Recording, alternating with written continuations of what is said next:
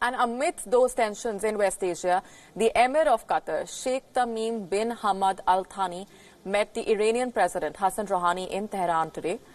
Qatar and Iran, according to the statement, agreed that de-escalation is the quote-unquote only solution to the regional tensions. The Emir of Qatar said, and I'm quoting, "This visit comes as a critical time, and we agreed with the brothers and with His Excellency the President that the only solution to these crises is de-escalation from everyone and dialogue."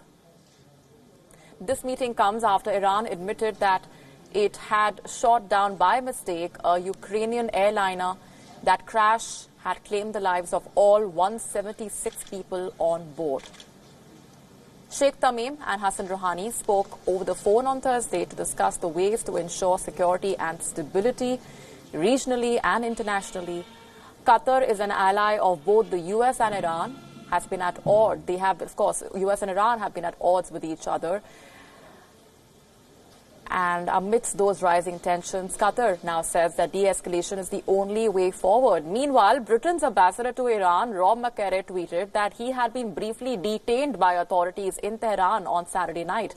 This happened after he attended a vigil for those who lost their lives when the Ukrainian Airlines flight was downed.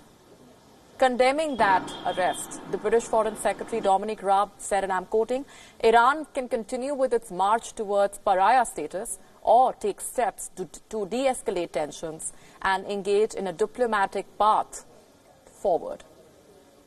Thousands of protesters took to the streets in the Iranian capital of Tehran, calling for justice and accountability after their government admitted to having shot down a Ukrainian airliner. Student protesters chanted slogans against leaders, calling them liars for initially denying that Iran had downed the plane. Protesters also called for the resignation of the Iranian Supreme Leader Ayatollah Ali Khamenei. The police fired tear gas to disperse the crowd. The protests have also led to a diplomatic spat between UK and Iran. This after Britain had slammed Iran for briefly detaining its envoy in Tehran. London said that this was a violation of international law. Meanwhile, protesters have found support from the US President Donald Trump, of course, who tweeted in both English and Persian, calling on the Iranian government to not curb the demonstrations. He said that Iran cannot allow another massacre of peaceful protesters. Remember, this is the first major anti-government demonstration in Iran after demonstrations against fuel price hike that had rocked the country just a few weeks ago. And joining us on the broadcast this minute is Saeed Mustafa Khushasem, live from Tehran. Saeed is a political analyst. He also serves as the editor-in-chief of Iran's Foreign News Agency. Thanks very much, Saeed, for speaking with us. Let me begin by asking you to comment on that statement that's been put out post the meeting between the Qatari Emir and the President of Iran, where it's spoken, where the statement says that de-escalation is the only way forward. Do you agree? Because at this point, de-escalation might be something that both sides have hinted towards, but it, of course, is easier said than done. Hello, thanks for having me. Well, as a matter of fact, Iran has always been after de-escalation. Iran has presented several plans for dialogue, like the regional dialogue forum, in order to resolve the differences between the Iranian side as well as other sides like Saudi Arabia. But unfortunately, none of the Iranian plans have received a warm welcome, including the Hormuz Peace Initiative that President Rouhani raised during the General Assembly, UN General Assembly meeting a few months ago. Neither the United States nor its allies, the UAE and Saudi Arabia, received the plan. And Iran has always been a supporter, a firm supporter of talks. Unfortunately, the ball is in the Saudi court, in the court of, the Arab states on the southern rims of the Persian Gulf.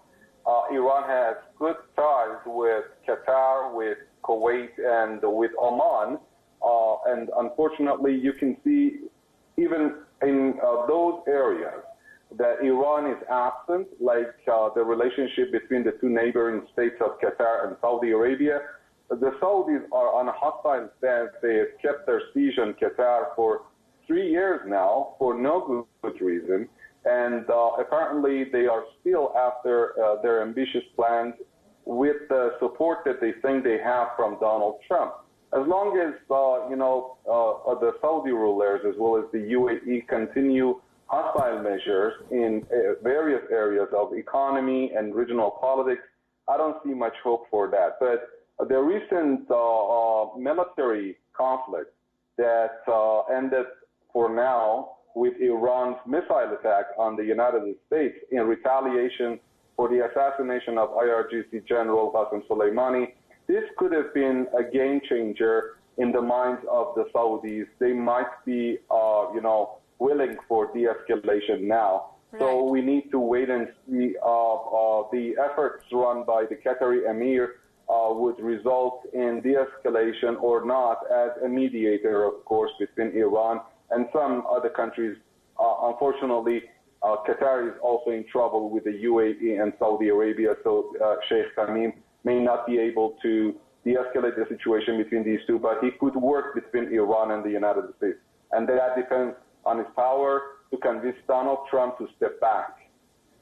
Right, but many would say, Saeed, that Iran has been forced to step back or backtrack after it had to admit that it had mistakenly shot down the Ukrainian Airlines jet, after initially not giving out too much clarity on what exactly happened and also refusing to share the black box with Boeing. So there is a lot of questions that remain to be answered by Iran, and it has been caught in that spot where protests are on the rise once again on the ground. Well, when it comes to Iran, the Western media outlets start using pride in order to run populist propaganda. Otherwise, for every thing that you just mentioned, there is a very simple explanation. According to ICAO's rules and regulations, the state that has witnessed the air crash or incident, no matter where it is and which country it is, it should lead the investigations. It has every right to keep the black box. Also, Iran took rapid action to invite Boeing as well as American, Canadian, and many other and Ukrainian air crash investigation teams, and they are already in Tehran in order to make sure that everything's moving along smoothly. Also, when it comes to the black box, Iran has the needed equipment to extract the information in the presence of international teams of investigators. So there is no reason from the viewpoint of law, from the viewpoint of rights, there is no reason for Iran to, surrender to the United States bullying demands and excessive demands. When it comes to the crash, well, I believe in similar cases with regard to the Ukrainian shooting down of a Russian plane or the former Soviet shooting down of a Korean plane, it took months. In certain cases, they never acknowledged the military role that they have shot down a plane. But in Iran, it took just 2 days to come up with the results. Extraction of data from the black box would take months, some in certain cases, and at least a few weeks. But the Iranian military ran an independent, investigation. They came up with the results in 2 days, and they have presented the result, extended their apology, and most importantly, they've taken the responsibility for the outcome. So I don't see much difference. I see much difference between Iran and similar cases in other countries. This has also been acknowledged by a number of military officials, even in Britain. An admiral has also stressed that Iran is unique now in taking rapid action to take the responsibility for the shooting down, the wrong shooting down, mistaken shooting down of the plane. This is not going to continue. I mean, the story of the Ukrainian passenger plane, this is not a point that could be called a turning point or a climax. The climax falls in the United States' presence in this region. As soon as the United States retreats from this region, stability and security would be restored. Otherwise, you could see this continue. Now it's not just Iran. The United States is in trouble with Iraq. They have threatened to sanction Iraq if they ask for their pullout. So it's not just Iran. There are many other states that are feeling under pressure of the United States' hegemonic presence in this region. But isn't the Iranian regime also facing the same pressure, given the fact that student organizations, people in thousands have once again taken to the streets? And what you say about Iran taking just 2 days to admit that it did indeed down that plane by mistake, the people on the ground certainly not convinced, because they are saying that they are calling the government a lying regime, and they're saying that there wasn't any transparency when it comes to the entire incident. You know, I'm doing the interview in my office right now in central Tehran. These students are just across the street. I can see them. I saw them yesterday and I see them today. Last night there were no more than 1,000 to 2,000.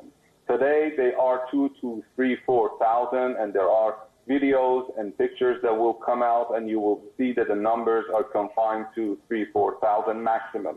Now, less than a week ago, you saw millions appeared in the funeral procession of IRGC top commander Qasem Soleimani.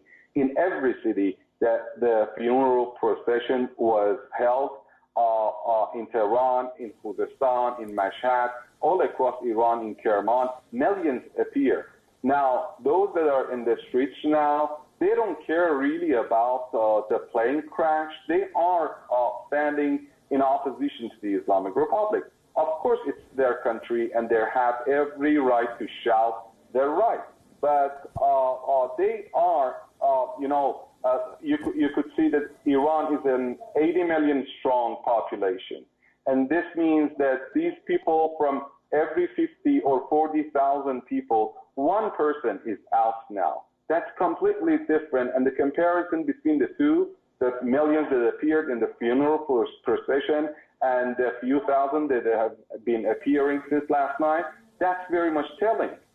Iran, is a democratic country as long as the students or the protesters, no matter who they are, what they want, as long as they don't break the windows, they don't break cars, smash windows, and they don't throw and hurl stone or Molotov cocktails, and they are not a threat to security of the people, and they don't cause traffic jams, they are fine, and they could shout their protest. Videos have been appearing on the net since last night, showing that the police are standing on guard, but they don't do anything.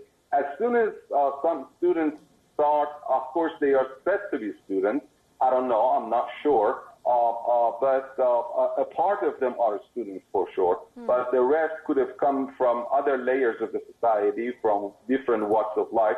As soon as they start hurling stone at the police, they deploy tear gas. But one more important point is the presence of the ambassador of Britain. He violated the contents of the Vienna Convention of 1961, and he broke and removed his diplomatic immunity. Under any circumstances, he should have been kept in detention. There is a protest right now in the streets. Hundreds of Iranians are now out across the street against the first community of protesters.